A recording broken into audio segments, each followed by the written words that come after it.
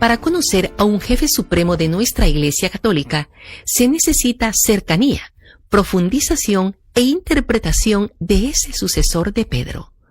Con la ayuda de un experimentado periodista con 15 años de cobertura vaticana, estamos listos para ampliar nuestros conocimientos sobre lo que es una misión pontificia.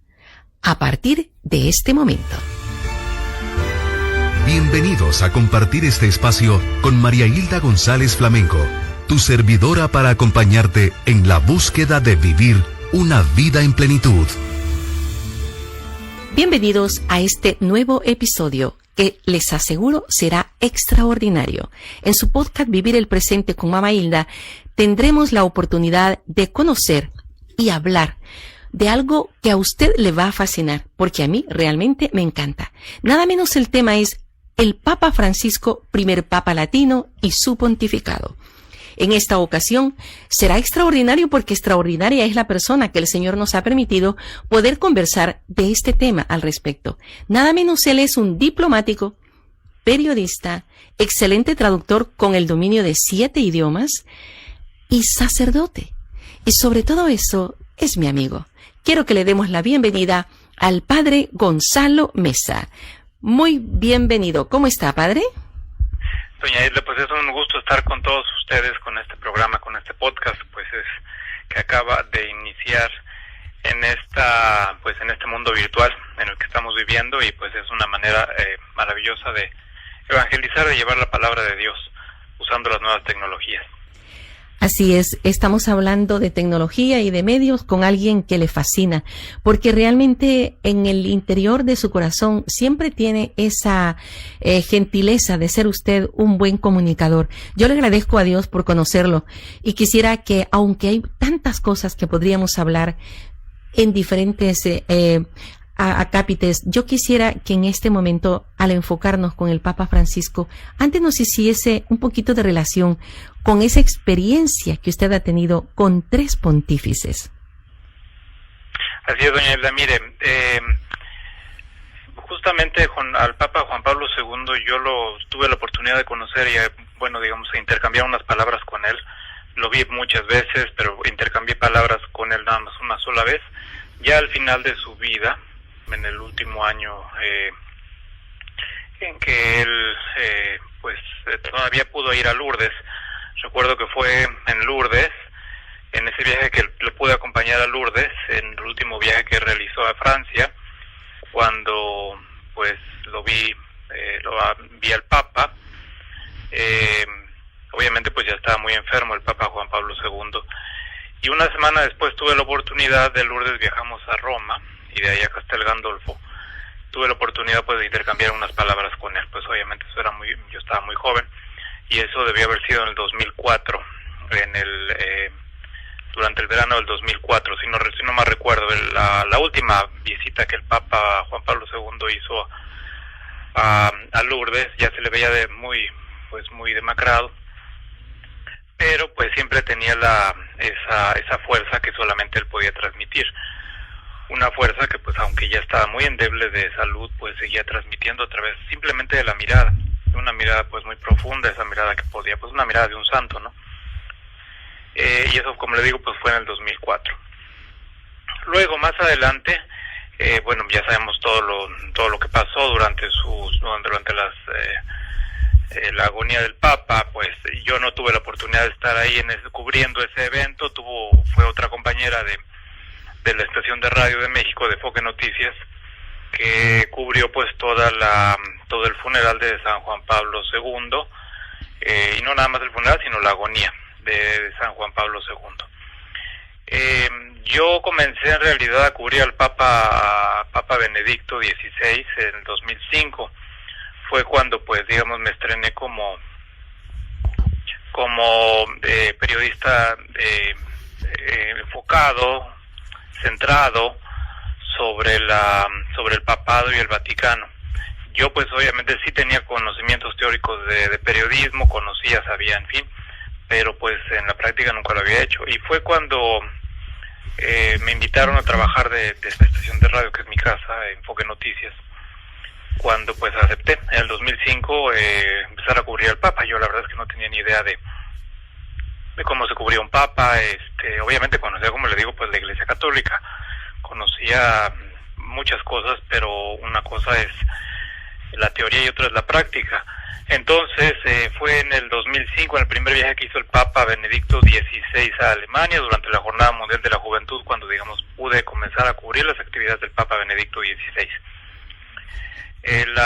Pues recuerdo bien esta experiencia porque pues yo no, o sea, muchos detalles que yo no conocía, de cómo se cubre un Papa, de la manera en que se tiene que realizar la cobertura, pero bueno, pues con la ayuda de Dios salimos adelante y pues desde el 2005 ya son 15 años de cobertura del Papa. Fue hasta el Papa Benedicto XVI en el 2006 cuando ya 2005 fue mi primer viaje de cobertura con el Papa Benedicto XVI, pero fue hasta el 2006 cuando ya de lleno ya estando en Roma, pues pude estar más de cerca del Papa, conocer todas pues todos los detalles que implica cubrir a un Papa, que no es cualquier cosa, es cubrir a un país, porque es el Estado de Ciudad del Vaticano, y es cubrir a un jefe de Estado, y es jefe de la Iglesia. El Papa, el pontífice cubre estas dos funciones, es jefe de Estado Ciudad del Vaticano, y también es jefe supremo de la Iglesia Universal. Entonces tiene pues características, peculiaridades muy notables, ¿no? En este esfuerzo de pues ya de poco a poco irme introduciendo a conocer a cómo se cubre a un Papa como periodista, pues fueron compañeros laicos que han hecho este trabajo durante muchos años, que pues me ayudaron a dar los primeros pasos, digamos, en la cobertura papal. Una de ellas pues es la gran periodista Valentina Larraqui, que pues muchos en México conocen, y si me están escuchando pues obviamente identifican a Valentina Larraqui, que pues es una gran amiga, una gran periodista, es la decana de los vaticanistas, como les llaman a los expertos periodistas en el Vaticano, y ella pues fue quien me empezó a dar los primeros tips y ayudas en la cobertura papal. También recuerdo pues con mucha gratitud a Paloma Gómez de COPE, de la cadena española COPE, que también pues poco a poco me fue introduciendo al mundo de los vaticanistas, a la norteamericana Cindy Wooden, que es la corresponsal de la Catholic News Service, que fueron pues gente que me ayudaron, a Mateo Bruni, el director de la sala de prensa de la Santa Sede, que también pues él era en ese entonces estaba de ayudante. Él era el encargado de dar las credenciales. Cuando uno iba a la sala de prensa de la Santa Sede, pues uno tenía que registrar, entregar, en fin, todos los papeles, y él nos imprimía las credenciales. Y ahora pues es director de la sala de prensa, el exdirector de la sala de prensa de la Santa Sede. George Burke, el norteamericano originario de San Luis, Missouri, George Burke, también viajamos varias veces con el Papa en el avión papal. Y pues nunca olvidar la gran figura del gran sacerdote y periodista Federico Lombardi. Él pues a través de su escuela pues pude aprender cómo se maneja una crisis en la parte periodística de la Iglesia, porque pues que él mejor que nadie él es un mago del periodismo y sobre todo de cómo manejar situaciones de crisis. Él, recuerdo que pues en las situaciones más espeluznantes, más dramáticas, él siempre guardaba una cordura impresionante, Federico Lombardi, y siempre sabía manejar a los periodistas con un respeto total, y decía lo que podía decir, porque no es que podía decir muchas cosas, pero decía lo que podía decir, lo explotaba al máximo, y lo que no podía decir simplemente no lo decía, con gran educación. De tal manera que pues todos ellos es, digamos, gente que admiro y que pues me ha llevado poco a poco en este mundo de cubrir al Papa, a los papas, para la radio, para la televisión. Pues como usted sabe, he estado en diferentes medios, principalmente y desde el inicio pues mi casa, que es Enfoque Noticias, de la cadena NRM Comunicaciones de México, que pues con quien he estado trabajando desde el 2005 hasta ahora, pero también actualmente sigo con la cadena católica francesa KTO TV, que es la cadena católica de Francia. con la revista española Palabra, que es una revista muy buena, la recomiendo, y obviamente pues un tiempo estuve con El Sembrador y con otras cadenas poco a poco, ¿no? Y pues bueno, de esa manera conozco bien el Vaticano, es uno de los que más mejor conozco, y también pues conozco bien los diferentes papas, su estilo, su personalidad. Al inicio pues usted me preguntó sobre los papas, ¿no? Obviamente pues el Papa Juan Pablo II es un santo, ¿no? Y se veía y uno lo conocía, y obviamente pues quizá los que me están escuchando pues recordarán esas veces quizá en que tuvieron la dicha, la oportunidad, la gracia de estar cerca de él y sabían pues esa presencia arrolladora, esa mirada que quizá como la de Jesús un poco, ¿no? Que con un mirar pues tenía la capacidad de convertir los corazones, de leer las almas, de suscitar conversiones. En fin, son de esas miradas de los santos, ¿no? Y pues todo lo que luchó el Papa Juan Pablo II pues para mantener a flote la Iglesia, sobre todo en tiempos tan complicados como era el tiempo del comunismo, ¿no? No hay que olvidar que pues Papa Juan Pablo II pues venía de un mundo comunista, totalmente comunista, y que vivió los horrores del comunismo, es decir, que vivió los horrores de los gulags, de las cárceles, en donde murieron más personas que en los campos de concentración. No hay que olvidar eso. En los gulags, en los campos yo los llamo los campos de exterminio comunistas rusos, y los expandidos a través de diferentes lugares del mundo, murieron más personas que en Auschwitz y en los campos de concentración. Pues obviamente es el comunismo que pasa la factura, y el Papa Juan Pablo II pues tuvo que enfrentar esa situación pues con la firmeza que le caracterizaba, con la firmeza pues de un hombre de hierro, ¿no? Que caracterizaba a Juan Pablo II. También el Papa Juan Pablo II pues tuvo que poner en orden algunas cosas de la Iglesia, ¿no? Hay que recordar que pues el Papa Juan Pablo II heredó los tiempos tan difíciles que la Iglesia pasó con Pablo VI, el Papa del sufrimiento, el Papa que le tocó torear pues con todas las versiones más liberales y las diferentes versiones del Concilio Vaticano II. El Papa Pablo VI sufrió mucho, a veces lo olvidamos, ¿no? Todo el sufrimiento que tuvo el Papa Pablo VI a raíz de las diferentes versiones y malas versiones y malas interpretaciones que hicieron del Concilio Vaticano II. Recordemos que pues en ese tiempo, en los 60s, en los 70s, no nada más era la revolución sexual, como le llamaban, ¿no? Sino también pues eran diferentes tipos de movimiento feminista, en fin, de una serie de locuras que empezaron en esos tiempos, y una serie de ideologías con las cuales Pablo VI tuvo que enfrentar, además de las diferentes malas interpretaciones del Concilio Vaticano II, ¿no? En esa época, como usted lo recuerda quizá, María Hilda, pues en los 60, 70, pues miles de sacerdotes dejaron el sacerdocio pensando que pues por una mala interpretación quizá del Concilio Vaticano II, entre otras cosas. Todas esas cosas tuvo que sufrir Pablo VI, y ya Juan Pablo II pues ya recibió, digamos, una iglesia más en orden a raíz del sufrimiento de Pablo VI, pero también todavía faltaban muchas cosas que ordenar, y una de las cosas que ordenó Juan Pablo II pues fue el perdón. Pues a él le tocó, obviamente, pues en el gran jubileo del año 2000, pues una de las cosas que él inició, que fue pedir perdón por todos los errores de la Iglesia. Y bueno, pues ya sabemos que es el Papa viajero, el Papa que canonizó y beatificó a más santos que sus predecesores en 5 siglos.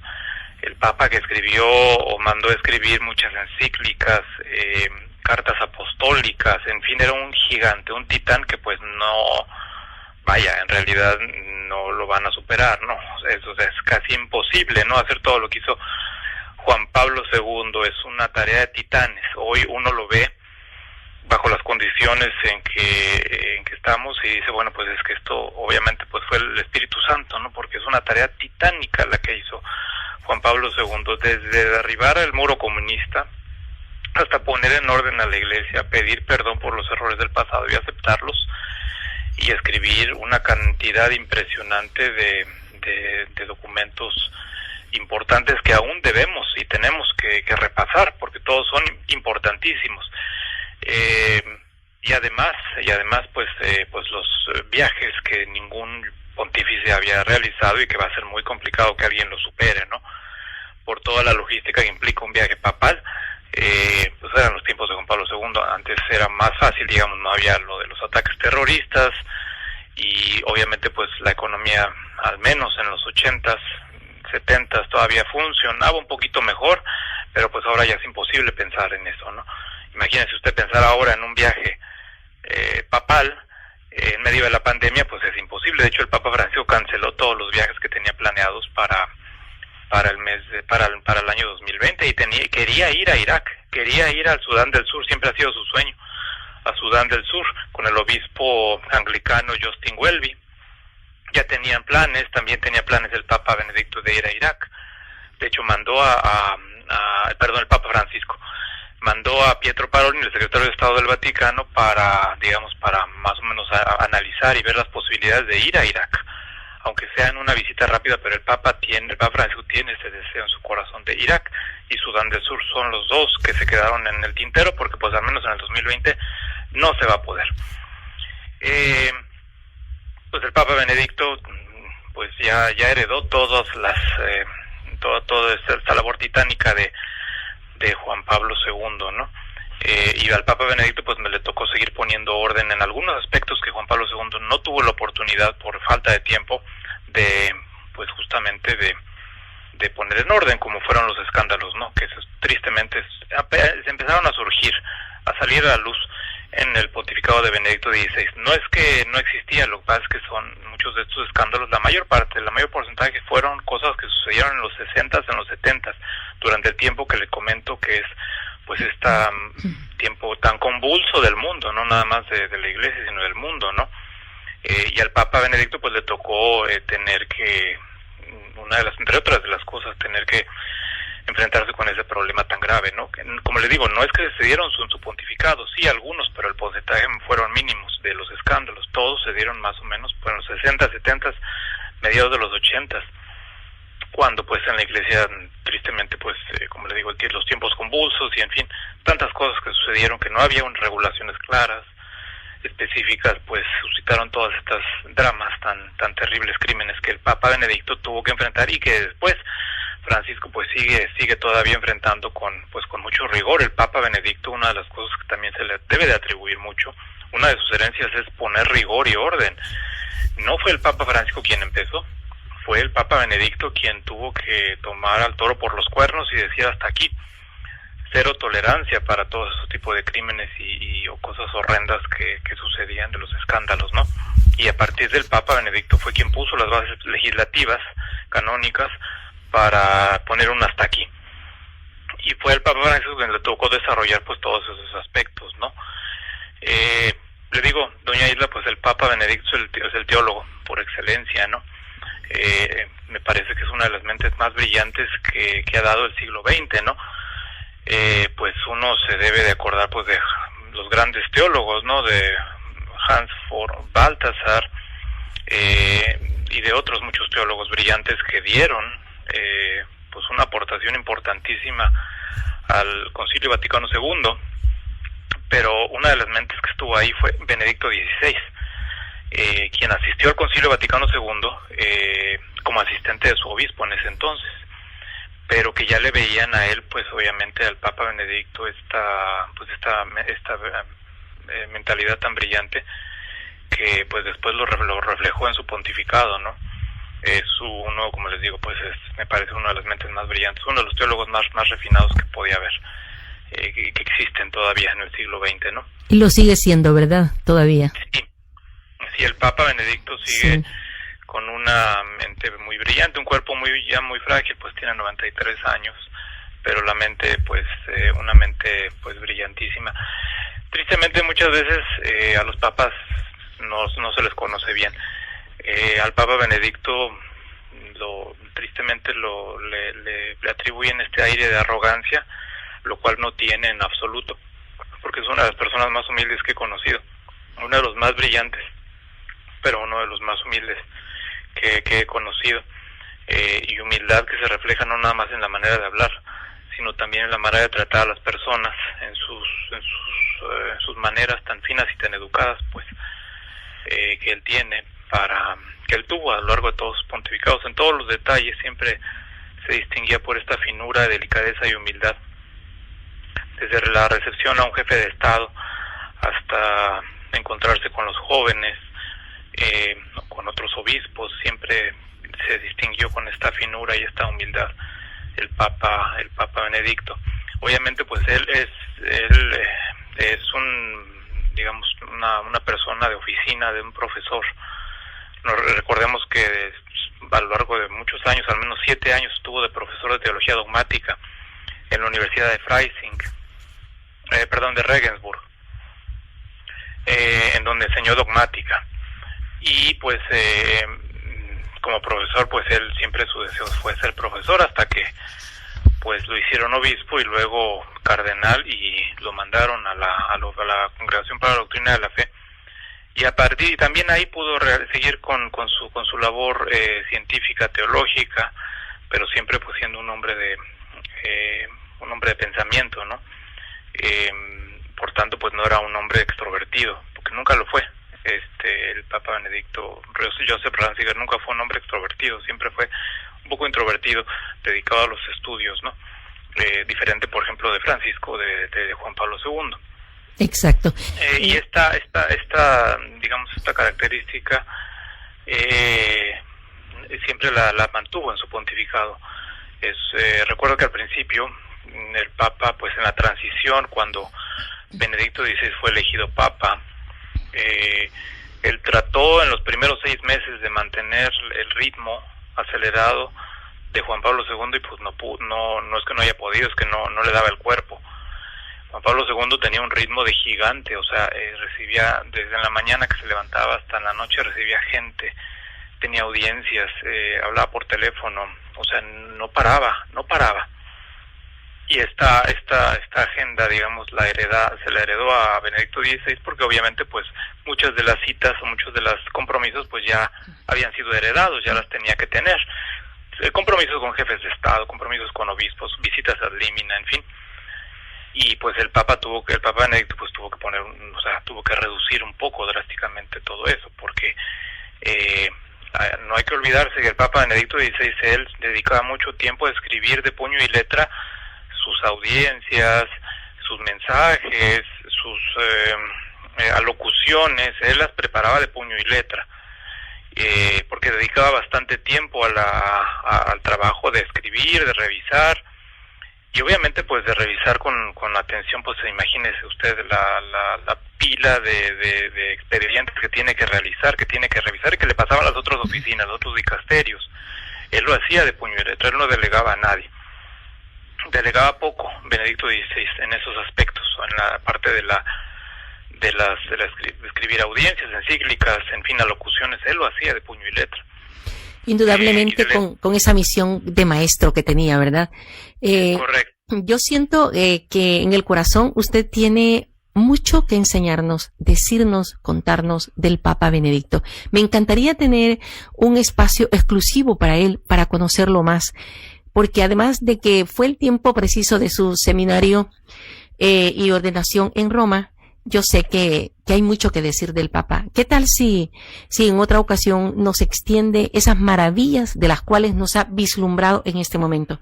Y veamos un poquito al Papa Francisco. Me parece muy bien.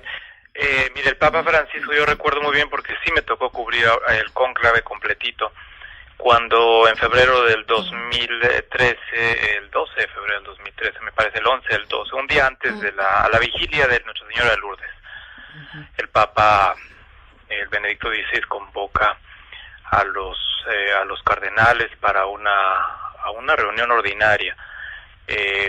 No recuerdo el nombre técnico, se me escapa, pero es una reunión en la que el Papa simplemente consulta con los cardenales si ellos están de acuerdo en que la canonización se realice, la canonización de tales y tales santos se realice en Roma en tal y tal fecha. Digamos, es una reunión rutinaria que el Papa pues tiene con los cardenales. Entonces, bueno, pues algunos cardenales obviamente asistieron ese día. El Papa Benedicto siempre maneja muy bien el latín y se dirigió a ellos en latín. Y en latín pronunció su renuncia. Los periodistas que estaban ahí presentes en realidad eran dos. Una de ellas, una colega de ANSA, me parece que es de ANSA, de la agencia italiana. Estaba ahí, conocía latín porque pues en Italia pues y en muchos lugares todavía se enseña latín, gracias a Dios. Y pudo descifrar las palabras del Papa, que estaba renunciando al papado. Los cardenales, algunos los que entendían latín, porque no todos entienden latín, pues se quedaron con los ojos abiertos y pensaron que era un error. Entonces dejaron que el Papa Benedicto siguiera, porque pues un papa no había renunciado en 5 siglos, y en una reunión ordinaria en la que se iba a hablar de cosas, digamos, ordinarias, pues nunca esperaban que Benedicto XVI fuera a pronunciar la fórmula de renuncia contemplada en el derecho canónico. Y bueno, pues todos se quedaron con la boca abierta, unos preguntándose, ¿será cierto? Escuché bien, es que a lo mejor no estudié bien el latín y ya se me olvidó y estoy escuchando locuras, pero no, efectivamente ese día renunció el Papa. Era una decisión que ya el Papa Benedicto había contemplado, estaba contemplando desde su viaje a México. En ese viaje que también lo pude acompañar a México, a Cuba, no sé si usted se recuerda, doña Hilda. Exacto, me recuerdo. El Papa se cayó en Guanajuato. Uh-huh. Se cayó él vivió en una residencia de unas religiosas, y cuando fue al baño por la noche se cayó, se abrió la cabeza, nadie lo vio, porque él viene con sus médicos y rápidamente le ayudaron, y se pegó en la cabeza, y le hicieron una sutura ahí muy leve que después él la tuvo que cubrir con el solideo, la voy a llamar el solideo blanco, que es la gorrita blanca, y nadie se dio cuenta. A partir de ahí el Papa Benedicto supo que tenía que renunciar, empezó a contemplar la posibilidad de renunciar, porque sabía que ya no iba a aguantar el ritmo de un papado, los viajes, las reuniones, en fin. Y bueno, pues eso sucedió en febrero del 2013, y poco tiempo después estamos en el cónclave. Yo llego a Roma, y empieza el cónclave, ¿no? En realidad el cónclave fue un cónclave muy, pues digamos, muy corto, ¿no? Todo el mundo pues tenía ahí sus diferentes opciones. El Papa pensaban es decir, tenían sus papábiles, como les llaman, ¿no? O sea, gente que ellos piensan que podían ser papas. La verdad es que poca gente se imaginó que iba a ser un obispo de Argentina, que iba a ser el Papa. De hecho, el mismo Papa, el Papa Francisco, cuando lo llamaron para el cónclave, él dejó todo listo, porque él mandó decir, no se preocupen, yo ahorita el cónclave espero que dure 2 semanas y me regreso. Ya tenía su agenda para su regreso, ¿no? Tenía que hacer ordenaciones, tenía que reunirse con no sé qué tantas personas. Ya había dejado incluso unas homilías escritas en su escritorio para cuando regresara a Argentina. Y pues resulta que justamente el 13 de marzo del 2013 a las 7:06 de la noche comienza a salir humo blanco de la Capilla Sixtina, y 1 hora más tarde sale Jorge Mario Bergoglio como el Papa 266 de la Iglesia. Pues todo el mundo se recuerda ese momento con mucha nitidez. Yo recuerdo que fue un miércoles, porque en ese miércoles ya estábamos muchos cansados porque ya era tarde, y teníamos que estar cubriendo en la sala de prensa de la Santa Sede pues todo el día, prácticamente desde la mañana hasta en la noche, estar atentos a las diferentes notas informativas que entraban y salían, así es de que pues descansamos casi poco. Entonces yo decía ese miércoles 13 de marzo, yo decía, no, ahorita a las 6 de la tarde me voy a descansar, hago mis oraciones, me descanso muy bien y al siguiente día regreso. Pero pues ese día, el 13 de marzo 2013, un miércoles, acabé a las 3 de la mañana, porque pues me tocó ver todo el momento, desde ver una plaza de San Pedro totalmente vacía hasta verla en poco tiempo, no sé, en una hora, o sea, llena a reventar. La plaza de San Pedro estaba vacía, más o menos como a las 5 de la tarde, 5:30, estaba pues vacía, la gente normal que va a visita a los turistas, en fin. pero a las 8 de la noche estaba repleto. Recuerdo que venían gentes, o sea, corriendo por todos lados para ver quién era el Papa, ¿no? Para ver que se asomara, ¿no? A partir del que dieron la información de las 7 así de la noche que ya había Papa, pues todo el mundo estaba a la expectativa de quién será. Y así salió, pues, el Papa Francisco Jorge Mario Bergoglio, que, pues, obviamente, pues, nos dio a todos la sorpresa. Pues sus palabras, las primeras palabras, todas las recordamos, ¿no? Que era el deber era el deber del cónclave dar un obispo a Roma. Los señores cardenales vinieron y me eligieron del fin del mundo, y pues él pidió desde el inicio de su pontificado, pues la bendición del pueblo de Dios, ese pueblo de Dios que le ha acompañado y de quien en cuanta ocasión tiene el Papa de dirigirse al pueblo, nunca pierde la oportunidad de decir: no se olviden de rezar por mí. Desde el momento en que fue elegido en la loggia de la Basílica Vaticana, ese 13 de marzo del 2013, hasta ahora, siempre al final de cada reunión con la gente, le dice: no se olviden de rezar por mí, porque es un papado, pues obviamente el papado es una labor pues titánica, ¿no? Es el Papa, pues, ¿qué le puedo decir, doña Hilda? Pues el Papa que ha marcado pues los inicios de esta, más bien del 2003 al 2020, pues ha marcado la Iglesia con diferentes iniciativas, ¿no?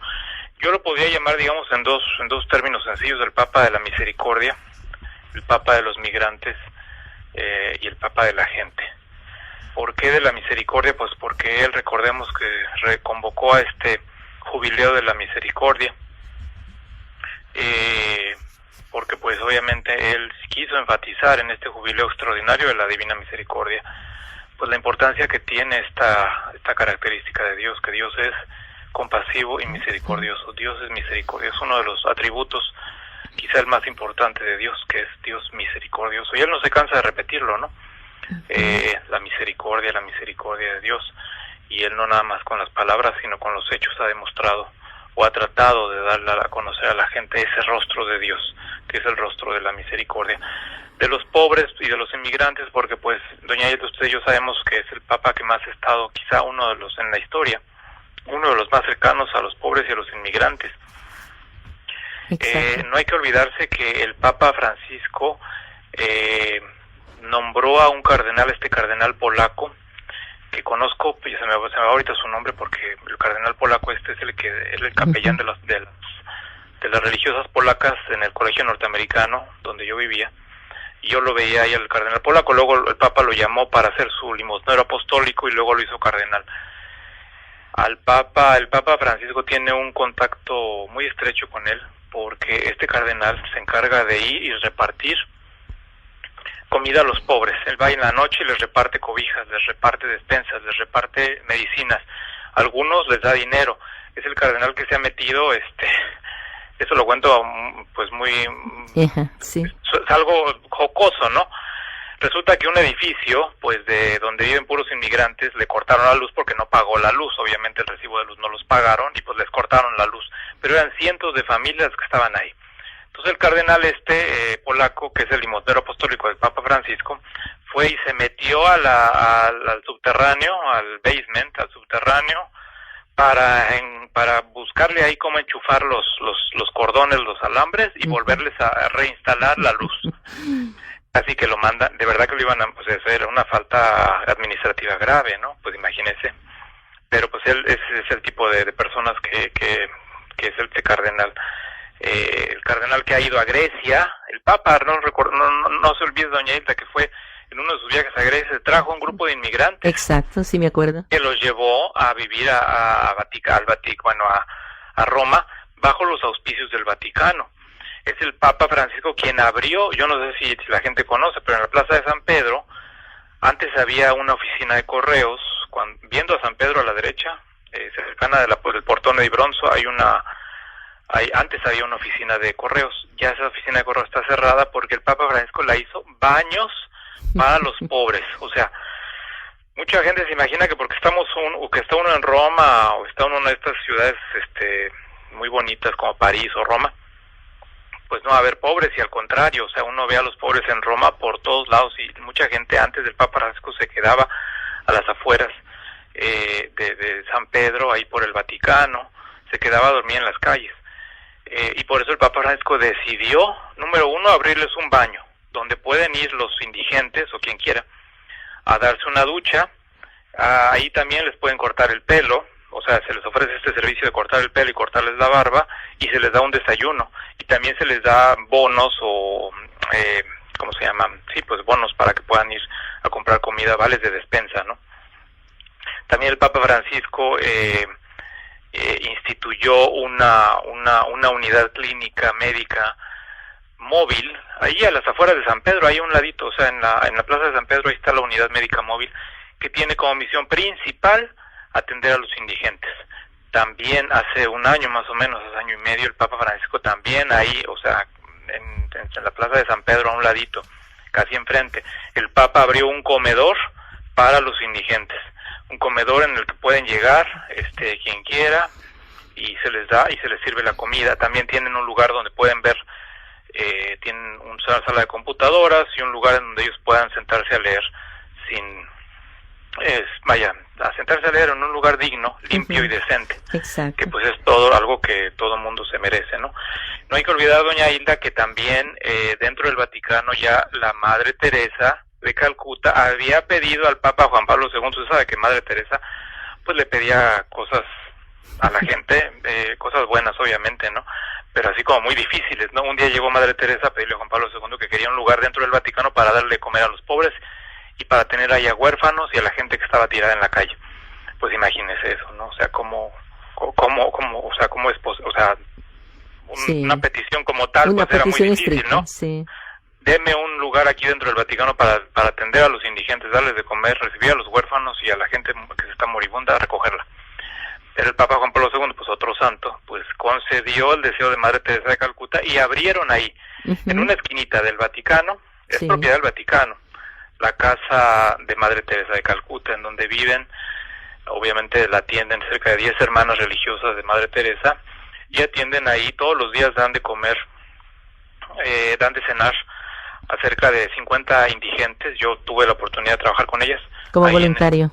En ayudando, pues uno lo que tiene que hacer es lo que hacen las hermanas de la caridad, o sea, preparar la pasta, pues en Italia comen pasta, preparar la carne, preparar las ensaladas, barrer el piso, o sea, servirles la comida, porque los indigentes entran y uno les sirve, ¿no? Exacto. Servirles la comida, la pasta, y al final cuando se van, pues ayudar a recoger, a limpiar, a barrer. Todo eso lo hacen las madres, las hermanas de Madre Teresa y pues los voluntarios. Yo, como le digo, pues tuve la oportunidad, la dicha de estar ahí también de voluntario, ¿no?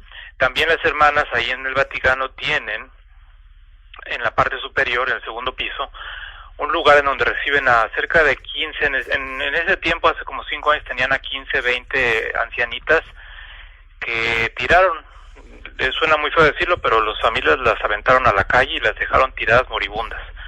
Madre Teresa, pues sabemos que lo que ella hacía y sigue haciendo sus hermanas, su carisma es recoger a la gente de la calle que está moribunda y llevarlas y darles un lugar digno donde morir y vivir. Pues así en el Vaticano viven cerca de 15 ancianitas que esos literal las recogieron de la calle y pues porque no tenían familia, nadie respondía por ellas y ahí viven, ahí viven con ella en el Vaticano. Entonces pues esta es otra de las cosas que el Papa Francisco también ha apoyado. El Papa Francisco, el Papa Benedicto, obviamente, y Juan Pablo han acudido a ese lugar. Esas tres cosas que ha subrayado me encanta porque efectivamente las vemos, es una evidencia en cada acción del Papa Francisco, pero también no podemos quizá olvidar la parte ecológica y el ecumenismo que también ha enfocado el Papa Francisco en esta temporada, padre. Sí, fíjese que la parte ecológica pues es también una parte fundamental del Papa Francisco. Fíjense que poca gente sabe, doña Isla, que el 85% de la luz del Vaticano se obtiene de manera ecológica, es decir, no sé si usted se recuerda, pues hemos acudido, creo que nos ha tocado trabajar juntos ahí en la sala de prensa, en el aula Pablo VI. Uh-huh. Bueno, esa aula Pablo VI, todo el techo está cubierto de paneles solares. Esos paneles solares son los que alimentan toda la ciudad del Vaticano, desde la plaza, desde la Basílica Vaticana hasta todas las oficinas. El 85% viene de esos paneles solares, de tal manera que el Vaticano es autosustentable. O sea, si se quedan sin luz por alguna razón, ellos tienen luz porque tienen ahí paneles solares. O sea, son cientos de paneles que dan luz maravilloso al Vaticano.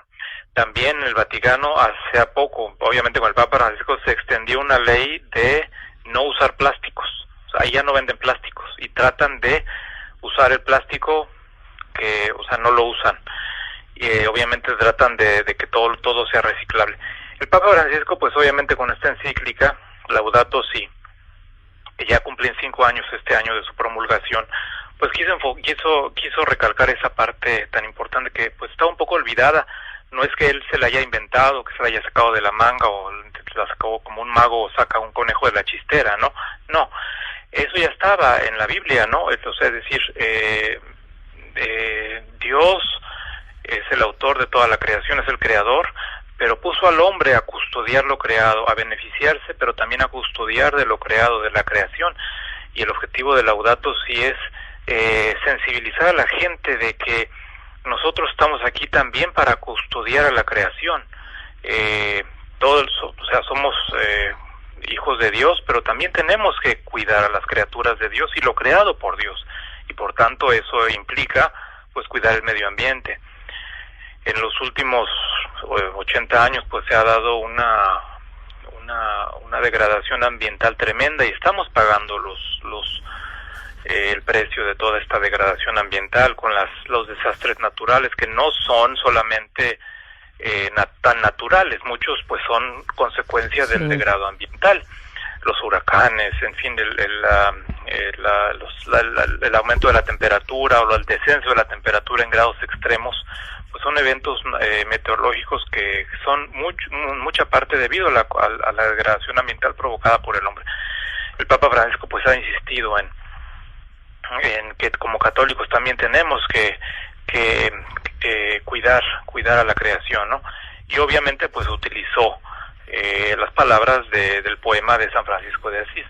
No hay que olvidar, doña Hilda, que pues el santo preferido quizá después de San Ignacio de Loyola, o entre los santos preferidos del Papa Francisco, pues es Francisco de Asís. Se puso Francisco justamente porque él tenía que recalcar como Francisco de Asís. Y el primer papa llamado así, que no sabíamos si llamarle Francisco I o solo Francisco. Sí, así es, Francisco solamente. Él tenía en mente la pobreza de Francisco de Asís, la humildad de Francisco de Asís, también el cuidado de lo creado, el cuidado de la creación y de la ecología de San Francisco de Asís. No hay que olvidar que él también fue un paladín, Francisco de Asís, de la creación, ¿no? De lo creado, del cuidado del medio ambiente. Sí. Usted ha ido así, si recuerda bien, pues, por ejemplo, sí, que él hablaba y pues le dedicó poemas a la creación, ¿no? El hermano Sol, la hermana Luna, hablaba a todo lo creado. El Papa, justamente el poema de Laudato Si de San Francisco de Asís, pues es un poema a todo lo creado, porque es todo creado por Dios. Y él se veía como parte de esa creación, San Francisco de Asís. Por eso el Papa escogió ese nombre, no nada más por la pobreza, sino también por la parte del cuidado del medio ambiente, y también, como bien lo menciona, por el diálogo ecuménico. Justamente la ciudad de Asís ha sido un lugar, digamos, el epicentro del diálogo ecuménico en los últimos años, que inició San Juan Pablo II. Él fue quien, la ciudad de Asís, no recuerdo el año, convocó a líderes de diferentes denominaciones cristianas a Asís, no nada más de ecuménico, sino interreligioso. Los convocó en Asís justamente pues para subrayar el diálogo que debe de existir entre las diferentes denominaciones cristianas y también el diálogo ecuménico. Y obviamente pues el Papa Francisco sigue en esta línea, ¿no? De seguir acercando y seguir dialogando, encontrando puntos en común con las diferentes denominaciones cristianas, y mucho se ha avanzado en ese sentido, mucho se ha avanzado. Obviamente pues son pasos pequeños. Como el mismo Papa Francisco lo ha dicho, pues no es algo que dependa, la unidad entre los cristianos no es algo que dependa del hombre, porque si fuera así, pues yo ya lo hubiera hecho, dice el Papa Francisco. Exacto. No depende del Espíritu Santo. Sí. Y de él, del Espíritu Santo, pues depende los tiempos en que la unidad se va a dar entre las diferentes denominaciones. Nuestra tarea, como el Papa Francisco lo ha hecho, es seguir avanzando en este diálogo, ¿no? Y sobre todo, pues de la manera en que lo ha hecho, ¿no? No olvide, doña Hilda, que junto al diálogo conmigo también el Papa ha promovido la paz. A mí no se me va a olvidar este momento en que el Papa Francisco convocó en el Vaticano, ¿se acuerdan? En los jardines del Vaticano. Sí, a la oración. Convocó a los líderes palestinos, líderes de Israel y de Palestina, los estados que están pues, los juntó de batalla, los juntó ahí en el Vaticano para orar. Sí. Cada quien con su estilo de oración. Y también sembraron un árbol, el árbol de la paz, que se mantiene ahí en el Vaticano. El Papa también ha insistido mucho en la parte de la paz. ¿Cuántas veces el Papa Francisco no ha hecho una exhortación a la paz? Pues recientemente lo hizo en Libia. Libia, que también está atravesando por una situación de guerrilla civil bastante intensa. El Papa Francisco pues ha llamado a fomentar la paz, ha llamado también a los países que producen armas de destrucción masiva, que por favor ese dinero lo inviertan en dar de comer a tanta gente que está muriendo de hambre, en lugar de invertirlos en armas, que los inviertan en programas para dar de comer a la gente que está hambrienta, para recibir al inmigrante, en lugar de invertirlo en armas, ¿no? El Papa no tiene pelos en la lengua, y por eso pues muchos líderes no lo quieren. Ni tampoco tiene problemas para romper protocolos, para romper agendas, acercarse a los pobres, indigentes, a los ancianos, a los enfermos. Pero no podemos quizá en estos minutos que nos quedan dejar desapercibido el alcance que ha tenido su integración en el pueblo hoy en esta crisis de salud. Con esa misa diaria y con ese acercamiento con todas las religiones cuando hizo esa oración con una plaza vacía. Esto es importante, padre. Sí, pues es uno de los momentos, ese momento de oración, en donde el Papa está totalmente vacío, con una plaza en penumbra, y aparte lloviendo, pues el cielo parecía que estaba llorando, y con el cielo oscuro, y el Papa Francisco solamente con la imagen de la Virgen de las Salus Populi Romani, y el crucifijo de San Marcello, el crucifijo milagroso. Eran sus únicos testigos de ese momento, y también obviamente más tarde Jesús de Eucaristía, con quien el Papa quiso dar la bendición al final de este momento de oración y de reflexión. Pues es uno de los momentos más potentes que la historia va a guardar en sus anales. Ese Papa Francisco que pues mostraba no por él, sino por la fuerza de Cristo, pues todo el poder que tiene la fe.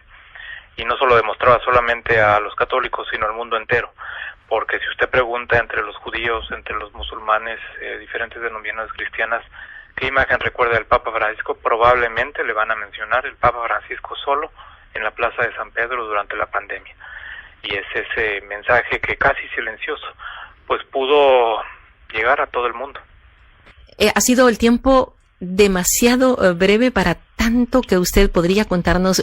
Ha recibido, yo soy testigo, hemos caminado en Roma y he descubierto cuántas cosas hay dentro que usted nos podría describir, que las analiza y las hace muy descriptivas, ¿no?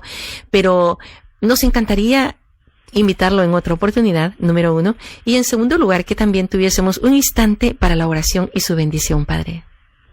Claro que sí, doña Hilda, me encantaría platicarles de Benedicto XVI, el Papa que más cerca estuve, y pues con quien me siento más afectuosamente cerca. A todos los papas los amo y a todos les debo obediencia y tienen mi respeto absoluto, pero el Papa Benedicto pues estuve mucho tiempo con él y por tanto me siento más cercano que por ese sentimiento humano que nos une, ¿verdad?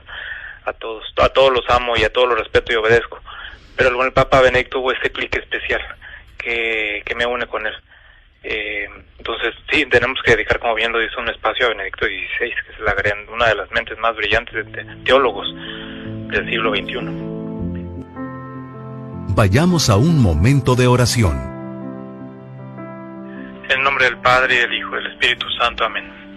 Te pedimos, Señor, que nos sigas acompañando, que nos sigas bendiciendo Te pedimos particularmente por todas las familias que están atravesando por situaciones de crisis debido a la pandemia. Te pedimos que por medio del Espíritu Santo les des consuelo, les des la paz que necesitan para enfrentar las enfermedades o la crisis financiera. Te pedimos también, Señor, que abra los corazones para que todas esas personas que puedan ofrecer un trabajo o una ayuda, la extiendan a las personas que se encuentran en necesidad. Te pedimos que en este día y siempre no le falte a nadie el pan en la mesa, pero también el pan de la Eucaristía. Te pedimos, Señor, por todos aquellos que nos están escuchando, te pedimos que escuches sus ruegos, sus oraciones, sus súplicas, y que seas para ellos un consuelo y su fuerza en todo momento. Y también te pedimos, obviamente, por tus vicarios, el vicario de Cristo en la tierra, tanto por el Papa Emérito Benedicto como por el Papa Francisco, para que les dé la fuerza en esta gran tarea titánica, gigantesca, de llevar la barca de Pedro, la barca de la Iglesia a buen puerto seguro. Y te pedimos también, no olvides, Señor, que bendigas a todos los sacerdotes, que les des la fuerza para que se santifiquen cada día en su ministerio, y que pues todas las personas que los asisten también se vean asistidas por la fuerza del Espíritu Santo para que sean su apoyo. Te pedimos obviamente por doña Hilda y por todos los oyentes de las personas que están escuchando este podcast a través de los diferentes medios, que los ayudes y los acompañes siempre. Pedimos también que San Gabriel, San Rafael y San Miguel nos protejan siempre, y a todos los que escuchan este programa. En el nombre del Padre, y del Hijo, y del Espíritu Santo. Amén. Muchísimas gracias, Padre. No nos quedó tiempo ni tan siquiera de mencionar su escrito, su libro, La imitación de Cristo en la liturgia, que es realmente un tratado teológico muy profundo. De felicitarle, porque recientemente sabemos, además de ser un sacerdote muy carismático, talentoso, que le encanta la música, está graduándose con su piano, pero además de eso, usted nos ha dicho en poco tiempo, en 11 años de vida sacerdotal, muchas cosas que hemos aprendido de usted. Felicidades, porque cumplió su 11º año de vida sacerdotal hoy en mayo. Pues muchas gracias, y les pido pues también que sigan rezando por mí. Gracias igualmente. Hasta la próxima, Padre. Gracias, buenas tardes. Un ejemplo de vida del cual podemos aprender. En relación al testimonio del Padre Gonzalo Mesa, quiero contarles que fue ordenado sacerdote en mayo del año 2009.